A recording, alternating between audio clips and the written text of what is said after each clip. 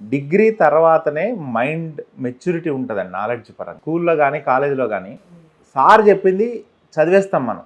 Analytical knowledge ఉంటుంది. గ్రూప్స్కి ఏం కావాలి? మనం విన్నది చూసింది నేర్చుకొని దాన్ని అప్లై చేయగలిగే క్యాపబిలిటీ రావాలి. అది ఎప్పుడు వస్తుంది మనకి?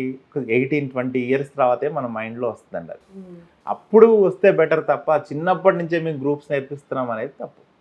కానీ ఇంకోటి ఏం చేయొచ్చు అంటే పిల్లలకి కరెంట్ అఫైర్స్ మీద ఇంట్రెస్ట్ క్రియేట్ చేయాలి. రోజు ఒక 1 అవర్ న్యూస్ వినిపించడం కానీ న్యూస్ పేపర్ చదివించడం కానీ నేర్పిస్తే కనుక ఆటోమేటిక్గా వాళ్ళు స్ట్రీమ్ లైన్లోకి వచ్చేస్తారు.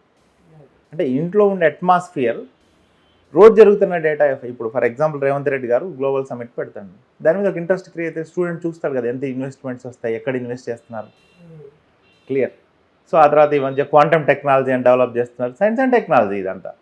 అంటే మీరు గవర్నమెంట్ ఏం చేస్తుందో రెగ్యులర్గా మనం పిల్లలకి చూపెట్టగలిగితే. ఇప్పుడు మన ఊర్లో మనకన్నా చదువుకోని వాళ్ళు మన తాతలు ఉంటారు ఊర్లలో. వాళ్ళు చెట్టు దగ్గర కూర్చొని దేశ రాజకీయాలు ట్రంప్ ఏం చేస్తారో కూడా డిస్కస్ చేస్తారు. అవును, వాళ్ళకి నాలెడ్జ్ ఎక్కడి నుంచి వస్తుంది? న్యూస్ పేపర్ అండ్ న్యూస్, రేడియోలో వింటారు. ఎస్. మీరు రోజువారీ జరిగే విషయాలు, ఇవాళ కరెంట్ అఫైర్, అది రేపటికి హిస్టరీ. అంటే మీరు రోజు జరిగే విషయాలను నేర్చుకుంటా పోతే 50% సిలబస్ కవర్ అవుతుంది. అంటే మనకు తెలియకుండానే మనం సబ్జెక్ట్ నేర్చుకుంటూ పోవచ్చు. అందుకని దీనికి సపరేట్గా డిగ్రీతో పాటు సివిల్ జాయిన్ కావాలన్నా ఇవన్నీ అనవసరమైన విషయాలు. మంచిగా డిగ్రీ చేసి ఒక ఇంట్రెస్ట్ క్రియేట్ అయిన తర్వాత సొంతగా నా గవర్నమెంట్ ఉద్యోగం చేయాలనుకుని వాళ్ళకి వాళ్ళు ఫీల్ అయితేనే రావాలి.